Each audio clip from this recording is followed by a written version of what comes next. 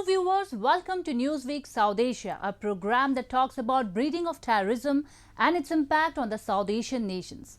Let's begin with the headlines first. Pakistan keen on pushing its terror agenda on foreign soil. Afghanistan emerging as narco-terrorist state under Taliban rule. And 2 terrorists killed during encounter in Kashmir's Pulwama. Time and again, it has been proved that Pakistan is not interested in trying to shed its pro-jihad reputation.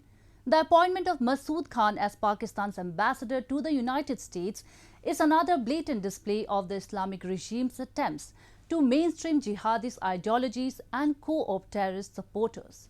A report. We grieve today for Burhan Wani, and we grieve together for him as a nation. We grieve today for Burhan Wani. He lives on in our hearts. He sacrificed his life for a cause. These are the words of Masood Khan, the former president of Pakistan-occupied Kashmir, when he was paying homage to the Hizb ul-Mujahideen terrorist Burhan Wani. Masood, who has now been appointed as Pakistan's new ambassador to the United States, is terrorism's newest errand boy in diplomacy. On several occasions in the past, he has shamelessly stood by the jihadis. Recently, an article by Sam Westrop in Middle East Forum also highlighted Masood's open support to terrorist organizations and jihadist elements. It shows how Khan has been vocal against US sanctions against Hizb ul-Mujahideen's Sayyid Salahuddin. Moreover, Masood has also been seen sharing the stage with Fazlur Rahman Khalil, founder of Harkatul Mujahideen. Masood Khan's appointment as ambassador to the United States is evidence of an increasingly dangerous Pakistani regime which is working to support Islamists all around the world. Masood Khan is this sort of blatant propaganda machinery being deployed to America. It's more a sign of desperation of Pakistan, because they're doing it not to, placate people in DC who will never take this man seriously. They're doing it to placate people in Pakistan, to, divert attention from the economic crisis back home and show, that somehow this person is raising the Kashmir issue and internationalizing the Kashmir issue and things like that.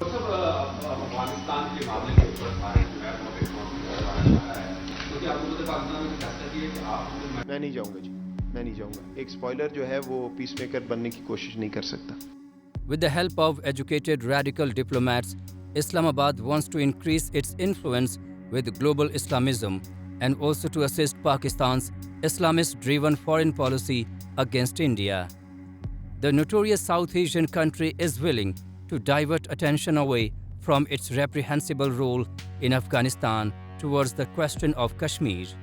For several years, well-educated pro-jihadi politicians and diplomats in Pakistan have played a major role in promoting terrorism in Kashmir and Western countries. They continue to pose a significant threat to regional and international security. Under the influence of such radical diplomats and religious preachers in Western countries, immigrants of different Islamic countries have started to be perceived as Muslims. The indoctrinated radical youths, particularly those belonging to Pakistan, are now threatening the social fabric of Western societies. What we need to be aware about is that, the caliber and the nature of the Pakistani ambassador to DC doesn't really matter. Because it really depends on the government back home how seriously or not they get taken.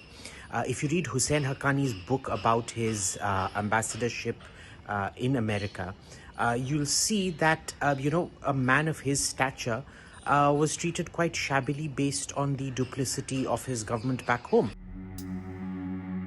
Pakistan and America have been gripped together in a deadly embrace for decades. For half a century, American presidents from both parties pursued narrow short-term interests in Pakistan. This myopia actually backfired in the long term, helping to destabilize the political landscape and radicalize the population. It helped in setting the stage for the international jihad we face today. Western countries, including America, must realize now that Pakistan will never change its policy on terrorism. If the US is serious about combating global jihad, it needs to act against the Islamic fundamentalists in Pakistan. Moving on, anxieties over ungoverned spaces and lawless Afghanistan turning into a significant source of internal security threat are now gradually turning into reality. The watered country, where neither the intention nor the ability to disrupt the drugs trade exist, is emerging as a major narco empire. Afghanistan is the world's largest producer of opium, contributing more than 80% of the world's supply. In 2018, the United Nations Office on Drugs and Crime estimated opium production contributed up to 11% of the country's economy. Taliban-controlled Helmand province was the hub of illegal cultivation of poppy. But since the takeover by Taliban, the poppy production in Afghanistan has increased many-fold.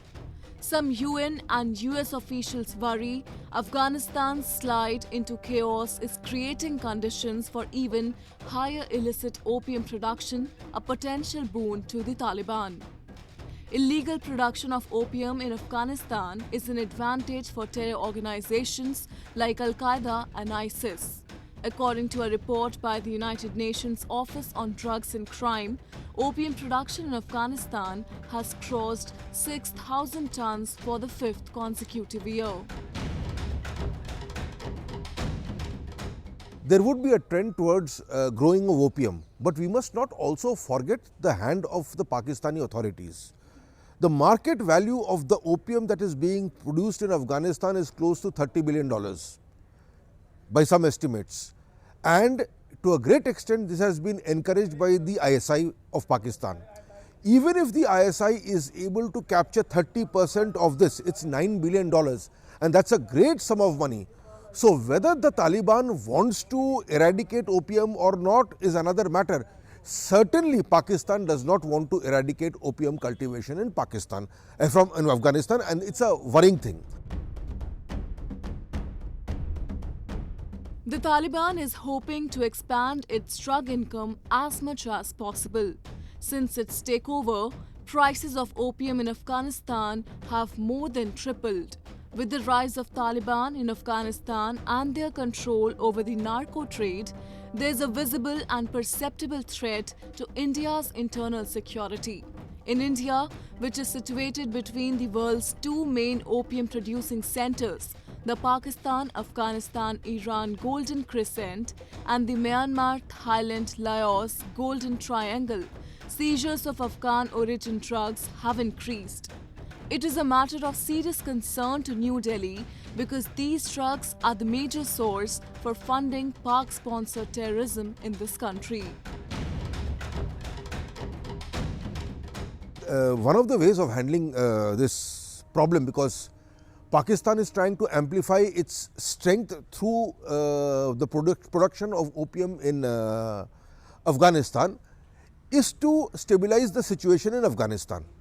Now, India has been asking for an inclusive government which has all stakeholders, every community, every region is represented, all political formations are represented. And in this, I think, except for Pakistan, possibly China, everybody is united. And that is why you had these conference of the national security advisors of India, Afghanistan, the Central Asian republics, thinking of ways and means to control that particular situation. It has been the failure of the US and the West more broadly to recognize the complex but clear links between drug trafficking and Islamist terrorism. Had the 2001 invasion of Afghanistan been followed by a US campaign to arrest and prosecute Taliban leaders for their narcotics trafficking activities in American courts, the group's appeal among fundamentalist Muslims might have been severely diminished. If the US does not lead an international effort to tackle Afghanistan's drug production, the Taliban's power and ability to commit atrocities will only grow, and its narco state will serve as a haven for Al-Qaeda and other violent jihadist groups. As matters stand, the world can expect a major surge in international terrorism and drug overdose in the months and years ahead.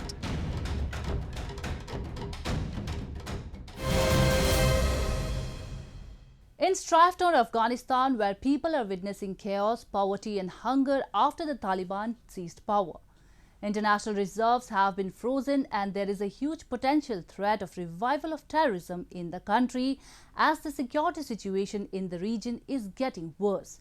Bomb blasts one after another targeting common Afghans and minorities remind that the conflict in the country is far from over. We take a look.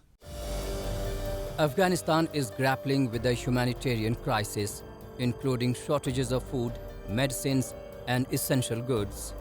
People are forced to sell their belongings, and small children are working to survive. On one hand, people are suffering economically. On the other hand, Islamic militants are killing them, which highlights the ongoing power struggle in the war-torn country.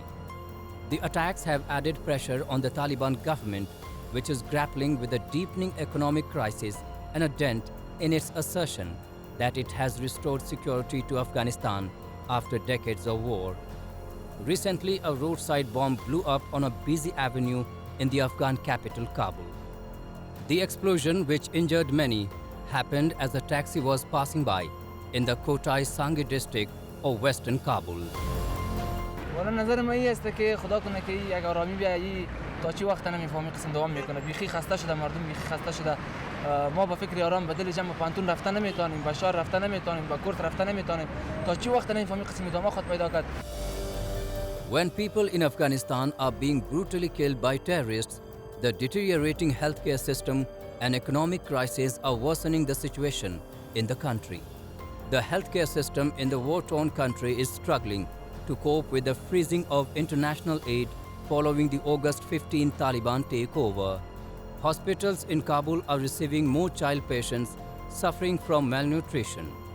Various wards are full of children with pale faces and dull eyes. Some of them are relying on oxygen to maintain their faint breath, and others look puffy and swollen as they suffer edema caused by severe deficiency of protein and other nutrients. اکثرا مریضای ما از اطراف اکناف کشور مراجعه میکنن، یک تعداد محدود است که از مرکز مراجعه میکنن. زمانی که برفباری و هوای سرد بیشتر شود در زمستان خب یقینا مراجعه مریض هم به کلینیکا و به مرکز به مشکل مواجه میشن. به اون مناسبت احتمال از این وجود داره که سوء تغذیه در اون مناطق بیشتر شده بره. Since the withdrawal of international forces in August, the fall of the Afghan government and the Taliban takeover, the country has been in free fall. Job losses, lack of cash, and soaring prices have pushed the humanitarian crisis to a new high, creating a new class of hungry. Even if the assets are unfrozen, humanitarian aid doubles and triples, it will not be enough to mitigate, let alone avert the crisis that Afghanistan is seeing. No matter how much Afghanistan is provided, still there is a crisis that is sliding to become a catastrophe. A deadly wave of attacks in India's Jammu and Kashmir this year brought back the memories of 1990s when militancy was at its peak in the region. Changing their strategy of carrying out large-scale attack, this time again Pakistan targeted innocent civilians in the valley. However, giving a befitting reply to Pakistan-backed terrorists, Indian security forces have now completely controlled the worsening situation, neutralizing nearly all the terrorists responsible for civilian killings in the valley. Have a look. Kashmir, a beautiful valley nestled in majestic Himalayas of India that is often lamented as lost paradise.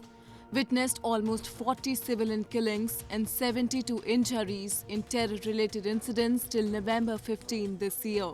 Despite the reiteration of a ceasefire along the line of control in February, the violence increased at multiple fronts, shrouding the valley into fear and insecurity.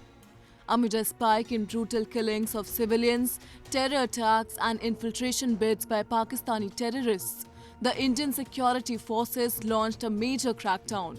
Continuing with the spate of encounters that have taken place in Kashmir, Indian security forces recently neutralized 2 terrorists in Kashmir's Pulwama district.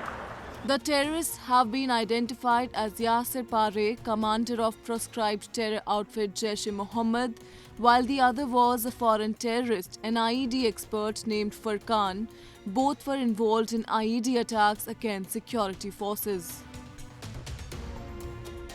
बहुत एक कामयाब operation रहा है जिसमें 2 इस तरह के दहशतगर्द मारे गए जो लंबे अरसे से इलाका में एक्टिव थे और बहुत सारी दहशतगर्दी की कार्रवाइयों में शामिल थे. As per Indian government, 1,033 incidents of attacks by terrorists have taken place in Jammu and Kashmir in the last 3 years. The highest numbers of incidents, that is 594, were reported in 2019 and 196 incidents have taken place till November 15 this year. As Kashmir is heading towards more peace and prosperity, Pakistan, being envious of this development, is busy hatching wily plots to incite terrorism in the valley. However, they have just been caught off balance by assertive Indian forces and their nefarious plans have been blown into ashes. Several sympathizers of terrorists and hundreds of overground workers associated with Lashkar-e-Taiba, Jaish-e-Mohammed, Hizbul Mujahideen, Al-Badr and similar other outfits and their affiliates including the Resistance Front and the People Against Fascist Forces have been arrested in recent days. According to the sources in security establishment, nearly all the terrorists involved in the killing of civilians in Jammu and Kashmir in recent past have been neutralized and armed forces are now focusing on intelligence-based surgical operations to deal with the terrorists in the Union territory with the aim to minimize collateral damage. कुल मिलाकर के पाकिस्तान के handlers और पाकिस्तान की agencies के इशारे पर एक दाम जो कल तक एक सिर्फ मान लीजिए कि एक मीडिया सोशल मीडिया एंटिटी था जिसको हम टीआरएफ कहते थे, आज टीआरएफ को एक दहशतगर्द तंजीम के तौर पे पेश करने की कोशिश की जा रही है. इस दहशतगर्द तंजीम के अंदर जैश भी, लश्कर भी और लश्कर के जितने भी छोटे मोटे डेरिवेटिव्स हैं, एफिलिएट्स हैं, वो सारे इसके अंदर काम करते हैं. कार्रवाई कोई भी मिलिटेंट आउटफिट करे मगर उसका नाम टीआरएफ के खाते में दिया जाता है क्योंकि टीआरएफ को पाकिस्तान की एजेंसी जिस तरीके से प्रोजेक्ट कर रही हैं जैसे कि जहां के लोग इस तरह के टेररिस्ट आउटफिट को चलाने में लगे हुए हैं. हालांकि अच्छी बात यह है कि जहां के लोगों की इन्वॉल्वमेंट कम से कम है. जैसे मैंने कहा इसमें ज़्यादा इन्वॉल्वमेंट एजेंसीज़ की है, पाकिस्तान नवाज फोर्सेस की है, जो इस तरह के एलिमेंट जो छोटे बच्चे हैं, जो उनको अभी पूरी समझ नहीं है, उनको वर्गला करके इस तरफ धकेलने की कोशिश करते हैं. Pakistan has been running a proxy war in Kashmir for over 7 decades now and has been trying to keep it alive by promoting terrorism and misleading innocent Kashmiris. It constantly violates the ceasefire at the line of control to attain international attention. There are several camps in Pakistan-occupied Kashmir flourishing under the patronage of the Pakistan Army and spy agencies, ISI and military intelligence. Intelligence reports suggest the presence of 200 to 250 terrorists on the launch pad adjacent to the line of control. They are trying to infiltrate into the valley through new passages as security forces have choked the known routes of infiltration from POK. According to the sources, terror outfits like Lashkar-e-Taiba, Jaish-e-Mohammed and Al-Badr are under pressure to get maximum infiltration done before the onset of heavy snowfall in Kashmir.